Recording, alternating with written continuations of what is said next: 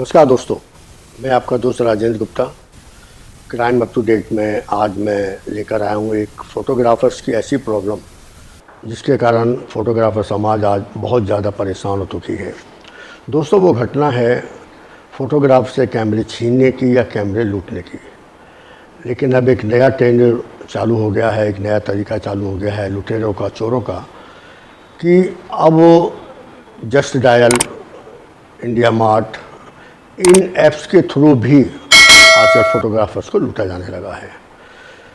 ताज़ी घटना दिल्ली के सादरा क्षेत्र की है, जहां एक हमारे फ़ोटोग्राफ़र हमारी आईपीए के मेंबर हैं जिनका नाम है जितेंद्र पाठक, जो कि देवश्री प्रोडक्शन के नाम से एक स्टूडियो चलाते हैं, एक प्रोडक्शन हाउस चलाते हैं। और फ़ोटोग्राफ़र बेचारे, और जिन्होंने 4 साल की कड़ी मेहनत के बाद एक सोनी की किट बनाई जिससे कि वो फ़ोटोग्राफ़ी का काम कर सकें, और उन लुटेरों ने एक झटके में उस फोटोग्राफ़र को लूट लिया। अब लूटने का जो मोड ऑफ लूट है, जो तरीका है लूटने का, वो बड़ा हाईटेक है। सभी फ़ोटोग्राफ़र आजकल काम लेने के लिए सोशल मीडिया पे जो ऐप बने हुए हैं, जस्ट डायल है, इंडिया मार्ट है, पेपे नाइट के नाम से एक ऐप है, ये फ़ोटोग्राफ़र्स को कस्टमर्स की लीड देती हैं कि ये कस्टमर को फ़ोटोग्राफी की ज़रूरत है। सोशल मीडिया का ज़माना है तो सब लोग ऑनलाइन चेक करते हैं कि कौन फ़ोटोग्राफ़र्स को प्रोवाइड करवाता है।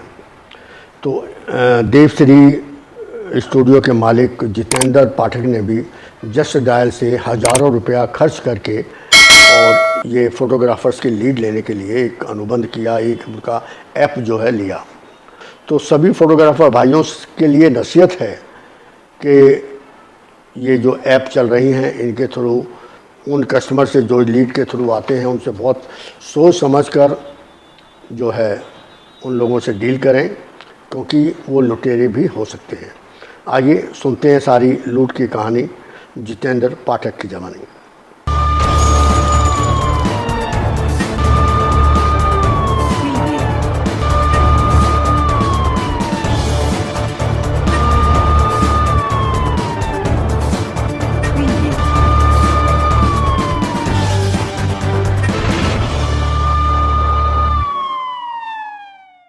नमस्कार, मैं Parveen Chauhan, east Delhi vice president IPS का।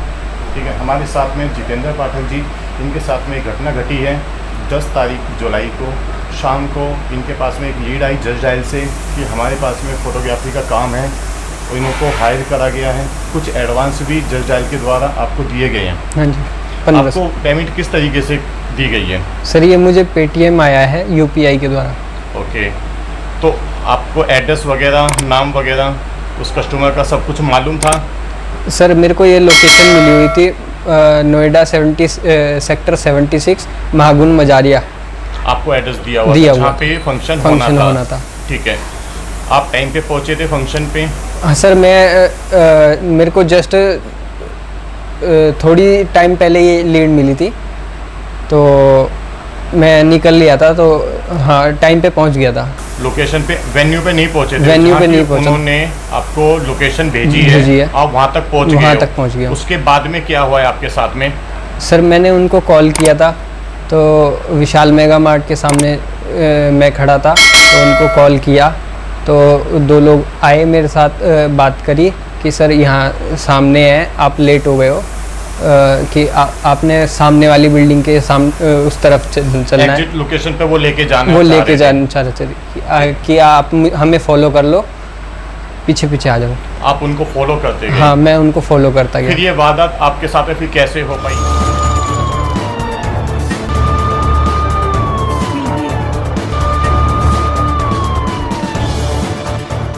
नमस्कार दोस्तों, मैं जितेंद्र पाठक, मैं देवश्री प्रोडक्शन से एज ए फ़ोटोग्राफ़र काम करता हूँ। मुझे 4-5 साल से काम करते हुए फ़ोटोग्राफ़ी हो गया है। मैं हर्ष विहार दिल्ली 1193 का रहने वाला हूँ। जो कि मेरे साथ एक ऐसी घटना हुई है जो जस्ट डायल से मुझे एक लीड आई फ़ोटोग्राफ़ी की, बर्थडे पार्टी की, जिस पे मैंने बात करके मतलब मुझे एडवांस दिया गया है कि 10 जुलाई 2022 को शूट है एक बर्थडे पार्टी का, जिसका मुझे एडवांस 1500 रुपये मिला एक नंबर से। और फिर मैं उस इवेंट को अटेंड करने जब गया तो लोकेशन पे मैं पहुंचा तो नोएडा सेक्टर 76 मेट्रो स्टेशन था, उसके साइड में लोकेशन ख़त्म हुई जो कि विशाल मेगा मार्ट के सामने थी।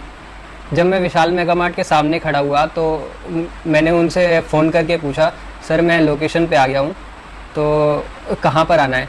तो उन्होंने कहा सर आप वेट करो, मैं जस्ट आ रहा हूँ आपको लेने। तो वो फ़ोन करके दोबारा आए, मैंने दोबारा कॉल किया, सर आप कहाँ हो? तो जब वो आए तो दो लोग बाइक पे थे, मेरे से बात चल रही थी उसी नंबर से। तो वो मेरे पास आए, कह रहे सर आप काफ़ी लेट हो गए हो और यहाँ विशाल मेगा मार्ट से अपोजिट साइड पे वहाँ की लोकेशन है महागुन मजारिया, जो कि मुझे बताई गई थी। तो मैंने उस साइड देखकर बिल्डिंग तो चेक कर ली कि हाँ महागुन मजारिया सामने की तरफ है। और तो मैं लेट के चक्कर में उनके साथ चल दिया कि बर्थडे शूट लेट ना हो जाए मेरा। तो जब हम उनके आगे आगे चलते गए, मैं उनके पीछे गया बाइक से अपनी। तो हीरो होंडा स्प्लेंडर पर बाइक पे आए थे दो लोग वो, तो मैं पीछे चलता रहा। जब रोड क्रॉस किया तो उन्होंने लेफ़्ट कट लेते ही ना एक पार्किंग टाइप का पार्क था वो, उसमें लेफ़्ट अंदर को बाइक लगाई, अपने अंदर को ले ली। तो मैं उनके जस्ट पीछे ही था तो मैंने भी उस तरफ को मोड़ ली और पार्क देखकर मैं रुक गया। आपको फॉलो करने के लिए बोला? हाँ, मुझे फॉलो करने के लिए बोला। आप उनको फॉलो करते रहे? मैं उनको फॉलो करता रहा। जब वो पार्क में ले गए तो मैं पार्क देखकर रुक गया उस कोने पे। अंदर जाते ही जस्ट मैं रुका तो मैंने इधर उधर देखा तो वो पार्क था, मुझे नहीं लगा ठीक है यहाँ पर। तो मैं मुड़ने लगा। जैसे ही मैं मुड़ा तो मैंने देखा कि 3 बाइकें और आई हैं और 6 लोग थे वो पीछे से, जिन्होंने मेरा रास्ता रोक रखा है, और आगे से वो लोग जिनको मैं फॉलो कर रहा था। तो मैं कुछ समझ पाता, उन्होंने मारना शुरू कर दिया मुझे, और मैं बैग नहीं अपना छोड़ रहा था तो वो मुझे ज़्यादा मारने लगे। तो कहीं मुझे मार ना दें इसी डर से मैंने अपना बैग छोड़ दिया। तो मेरा बैग ले गए छीन के, और मेरा फ़ोन छीन के ले गए, और बाइक की चाबी भी ले गए थे। आप उनकी पहचान कर सकते हो? सर हाँ, मैं अगर सामने से देखूंगा तो मैं पहचान कर लूँगा। क्या वो हथियार लिए हुए थे? सर इतना मैं देख नहीं पाया। आपके ऊपर वार किससे किया? सर मुझे घूंसे मारे, सर पे मारा और गिरा दिया बाइक से, और बैग छीन के भाग गए। काफ़ी लोग थे। कोई चोट आई है शरीर में? सर मेरे पेट में बहुत मारा गया है, तो उसका मेरे को अभी भी दर्द हो रहा है, और मैं कई रात से उल्टियाँ कर रहा हूँ। आपके साथ घटना होने के बाद में फिर आपने क्या करा, क्या सोचा आपने? ये घटना होने के बाद मैंने सीधा 100 नंबर पे कॉल किया और पुलिस बुला ली। तो पुलिस में पीसीआर से पुलिस वाले आए और मुझे और मेरी गाड़ी को चौकी 113 नंबर नोएडा पे छोड़ दिया गया। तो मैंने वहाँ सब चीज़ें अपनी घटना बताई, तो उन्होंने कुछ सुना नहीं, सिर्फ मेरा नाम और पता, सब एड्रेस वगैरह सब कुछ नोट कर लिया और कोई कार्रवाई नहीं की, और मुझे कल के लिए टाल दिया गया कि अभी कुछ नहीं हो सकता, कल देखते हैं क्या करना है। मैं अगले दिन 11 तारीख को सुबह 11 बजे पहुंच गया थाने में। तो उनसे एफआईआर के लिए कई बार कहा गया, बहुत मुशक्क़त के बाद वो कोई भी सुनने को तैयार नहीं था मेरी गुहार। मैंने शाम तक 4-5 बजे तक वेट किया। मैंने योगेश नंदा जी को कॉल किया, आईपीए के नेशनल सेक्रेटरी हैं, उनसे बात करी तो उन्होंने मेरे को राष्ट्रीय अध्यक्ष आईपीए के राजेंद्र गुप्ता जी से बात कराई। राजेंद्र गुप्ता जी ने आईओ से बात करी, उन्होंने उन पर दबाव बनाया, तब जाके मेरी एफआईआर दर्ज हुई है। मैं आईपीए का, पूरे आईपीए का आभार प्रकट करता हूं, उनको धन्यवाद।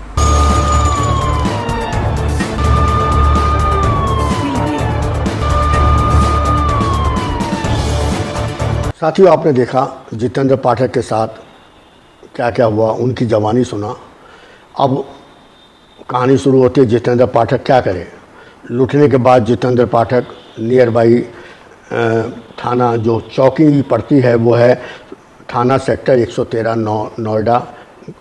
जो नियर बाई थाना पड़ता है वो सेक्टर 113 का गौतम बुद्ध नगर का नोएडा का थाना पड़ता है। जितेंद्र पाठक वहाँ गए, लेकिन वही पुलिसिया कार्रवाई के एक एप्लीकेशन पे सारी कार्रवाई लिख ली, एक ठप्पा मारा, उनके हाथ में थमा दिया कि जाइए देख लेंगे, और पता करते हैं। जितेंद्र पाठक घर आ गए, कोई कार्रवाई नहीं हुई। अगले दिन चूँकि हमारे आईपीए के मेंबर थे, इंडियन फोटोग्राफर एसोसिएशन एक राष्ट्रीय संस्था है जिसके वो मेंबर थे, उन्होंने हमारे राष्ट्रीय महासचिव श्री योगेश नंदा जी से संपर्क किया और योगेश नंदा जी ने मुझे लाइन पर लेके मुझे सारी बातें बताई।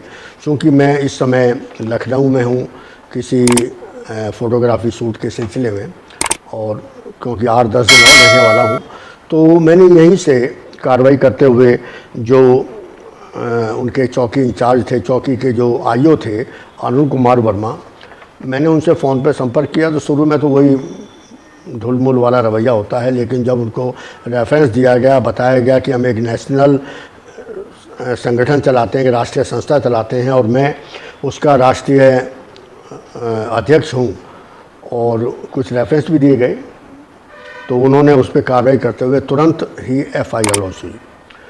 ये बात है हमारे 11 तारीख की। और आज 13 तारीख, आज SHO साहब जो कि शरद कांत हैं, उनसे भी मेरी फ़ोन पे बात हुई है और उन्होंने कार्रवाई करते हुए दो फ़ोन हैं, जिससे एक से तो पैसा आया था और एक से जो है फ़ोन आया था जिसको आप यहाँ मिलिए, हम यहाँ आपकी वेट कर रहे हैं।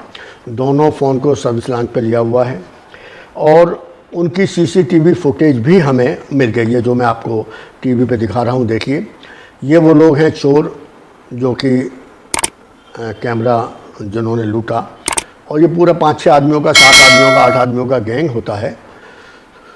तो अभी कार्रवाई चालू है, पुलिस लगी हुई है और क्राइम अप टू डेट की टीम और IPA न्यूज़ की टीम और इंडियन फोटोग्राफर एसोसिएशन की टीम बिल्कुल फॉलोअप पे लगी है। हम अपने मेंबर्स के लिए ही नहीं, हर फोटोग्राफ़र के लिए हम उनके साथ हैं। अभी एक फ़ोटोग्राफ़र थे, दिल्ली गए थे, जो कि जिनका केस जो है हमने कैमरा खुद ढूंढ के दिया उनको, और लकी जी हमारे बड़े संपर्क में रहे और उसका न्यूज़ भी हमने पिछली न्यूज़ डाली थी। तो फोटोग्राफर समाज के लिए IPA टीम हमेशा उनके साथ है। हम नहीं मानते कि फ़ोटोग्राफ़र किस एसोसिएशन से है, कैसे है, कोई भी फ़ोटोग्राफ़र समाज का व्यक्ति IPA टीम के साथ मिलकर उनकी हेल्प ले सकता है। जहाँ कुछ और ऐसे फ़ोटोग्राफ़र भी हैं जो कि ठग विद्या चला रहे हैं, एक राजनीति कर रहे हैं, या एक ऐसी नकली संगठन चला रहे हैं जिसको किसी छोटे से नगर स्तर पे उसको रजिस्टर करा लिया, एक NGO बना लिया, ट्रस्ट बना लिया, और उस ट्रस्ट की आड़ में या उस NGO की आड़ में फ़ोटोग्राफ़र्स को लूट रहे हैं। तो मैं सभी फ़ोटोग्राफ़र समाज से हाथ जोड़कर निवेदन करूंगा कि ऐसे लोगों से बचें जिन्होंने लूट का धंधा चालू किया हुआ है। मैं ये नहीं कहता कि आप किसी भी एसोसिएशन से जुड़ें, नहीं, आप लोकल एसोसिएशन से जुड़ें। जैसे आजकल कुछ हमारे सज्जन अपील कर रहे हैं कि लोकल संगठन से जुड़िए, लोकल संगठन जो है आपकी सेवा में तुरंत उपस्थित होगा। शायद उनका अपनी सोच है, लेकिन लोकल संगठन, वो कहते हैं ना, कुएं का मेंढक कुएं के अंदर ही टर करके रह जाता है। आज आप एक ऐसे संगठन से जुड़ें जिसका वर्चस्व हो, जिसकी बात राजकीय, सरकारी, पुलिस, हर डिपार्टमेंट सुने। बातें करने को बहुत हैं। एक हमारे अखिल भारतीय फ़ोटोग्राफ़र फाउंडेशन होता था नागेंद्र कश्यप जी का, उन्होंने फिर एसोसिएशन बंद कर दी, NGO बनाया था, फिर उन्होंने एक नया बना दिया ऑल इंडिया फ़ोटोग्राफ़र फाउंडेशन, आजकल उन्होंने बना दिया all India photographer and media foundation. एक चोर बाजारी जो चल रही है, ट्रस्ट बना करके, प्राइवेट ट्रस्ट बना करके, एक NGO बना करके, कुछ लोग जो है छोटे मोटे नगर से उसको रजिस्टर करवा लेते हैं। पहले तो वो जिला अध्यक्ष होते हैं, फिर वो राज्य के अध्यक्ष बनते हैं, फिर वो राष्ट्रीय अध्यक्ष बनते हैं। मुझे समझ में नहीं आता वो एसोसिएशन वाले क्या करेंगे। ऐसा नहीं है सभी ऐसे हैं, कुछ एसोसिएशन हैं जो बढ़िया काम कर रही हैं और अपने राज्य स्तर पे काम कर रही हैं, लेकिन वो अपने को राज्य स्तर का बोलते हैं। कुछ लोग पता नहीं कोई बाढ़ सी आई हुई है, कुछ अपने को कहते हैं बहुत बड़े उत्तम फोटोग्राफर हैं, पता नहीं कहाँ के नंगे, जिनको कैमरे में। एक फ़ोटोग्राफ़र तो मेरे से बहस करने लगा, मुझे बताते हुए हंसी आती है। मैंने उनसे जब पूछा कि आप कब से फ़ोटोग्राफी कर रहे हैं, उन्होंने कहा 20 साल से। तो मैंने कहा 20 साल पहले कैमरे होते थे। मैं फोटोग्राफर दोस्तों से सवाल पूछना चाहता हूँ, तो मैंने उनको कहा था ऊपर जो चक्री होती है जिसमें स्पीड होती है 20 होती है, 3 होती है, 5 होती है, 30 होती है, 60 होती है, उस के ऊपर एक 60x होता था पेंटेक्स कैमरे में, और जो बाकी निकॉन के कैसिनो के उनके कैमरे होते थे उसके बाद 125x होता था। मैंने उससे पूछा कि 60x और 125x क्या भला है? उन्होंने मुझे बड़ा हंसी वाला जवाब दिया, कहते हैं ये 60 जो है टेली लेंस होता है और 125 जो है जूम लेंस होता है। मुझे कहते हुए शर्म आती है कि ऐसे गधे फोटोग्राफर भरे पड़े हैं जो कहते हैं कि हम फोटोग्राफर में बहुत उत्तम हैं। उनको ये नहीं पता कि 60x और 125x फ्लैश की, जो फ्लैक्स हम ऊपर लगाते हैं, फ्लैश लगाते हैं, उसकी सिंक्रोनाइजिंग स्पीड होती है। अगर वो स्पीड कम ज़्यादा होती है तो फ़ोटो फ्रेम जो है हाफ या फुल हो जाता है, हाफ या पौना हो जाता है। लेकिन उन महाशय को ये तक नहीं पता कि ये सिंक्रोनाइजिंग स्पीड जो है टेली और वाइड नहीं होता, और वो फोटोग्राफर एसोसिएशन चलाने का दावा करते हैं। मैं ये कहता हूँ कि कुछ ठल्ले मल्ले फोटोग्राफर हैं जो ये एसोसिएशन चला रहे हैं। तो मेरे सभी फोटोग्राफर भाइयों से गुजारिश है, किसी से भी जुड़ें। मैं ये नहीं कहता आप हमसे जुड़िए, नहीं, किसी से भी जुड़ें, लोकल संस्था से जुड़ें, एक बार उस एसोसिएशन का रजिस्ट्रेशन सर्टिफिकेट मांग लें। हर सर्टिफिकेट के ऊपर एक लोगो बना होता है, वो तहसील स्तर का होता है, राज्य स्तर का होता है, या वो नेशनल लेवल का होता है। राज्य स्तर का है, मान लो यूपी का है तो वहाँ पे उत्तर प्रदेश सरकार लिखा होगा या उत्तर प्रदेश यूपी का लोगो होगा, तो इसका मतलब वो यूपी के लिए रजिस्टर्ड है, कहीं बाहर वो नहीं जा सकते, ना वो बाहर मेंबर बना सकते। अगर राज्य तहसील स्तर पे है तो उसमें नगर निगम का या वहाँ की नगर पालिका का लोगो लगा होगा।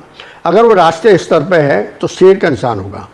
हमारी राष्ट्रीय स्तर की संस्था हैं, हमारी दिल्ली के अंदर रजिस्टर्ड होती हैं 2 संस्थाएं, एक हमारी है, एक संस्था और है। मैं कभी किसी की बुराई नहीं करता, और राष्ट्रीय स्तर की संस्था है, उनको शेर के निशान वाला सर्टिफिकेट मिला हुआ है। तो आप किसी के भी मेंबर बनिए, आप उनका रजिस्ट्रेशन सर्टिफिकेट जरूर देखिए, वरना आप मेंबर मत बनिए, क्योंकि ये चोर 1100, 2100, 500 रुपये इकट्ठे करने वाले बहरूपी हैं जो फोटोग्राफर नहीं है, फोटोग्राफर समाज को लूटने वाले लुटेरे हैं। तो आज तक के लिए इतना। सभी फोटोग्राफर से एक बार फिर गुजारिश, ऑनलाइन ऐप या ऑनलाइन जो लीड ऐप होते हैं उनसे मेंबरशिप लीजिए, लेकिन जो लीड मिलती है, जो आपको रिकमेंडेशन मिलती है, उस पर बड़ी सोच समझकर विचार के आप उनसे कांटेक्ट करें, उसको फॉलो अप करें, उस लीड को ऑनर करें, और बहुत जल्दी खासकर ऐसे नाम वालों से बच के रहें, क्योंकि आपकी बरसों की कमाई, सालों की कमाई वो चोर, वो लुटेरे 1 मिनट में लूट के ले जाएंगे। और मैं फिर एक बार जितेंद्र पाठक जी से कहूँगा कि घबराने की ज़रूरत नहीं है। मुझे जैसे SHO शरद कांत जी ने विश्वास दिलाया है कि विदिन 3 और 4 डेज, 3 या 4 दिन में इस केस को सॉल्व कर लेंगे, क्योंकि CCTV फुटेज मिल चुकी हैं, और IPA का एक और मील का पत्थर होगा, एक और फोटोग्राफर के कैमरे जो चोरी हुए हैं उनके ढूंढ कर लाने का श्रेय मिलेगा। चलिए, जय हिंद, जय भारत, नमस्कार।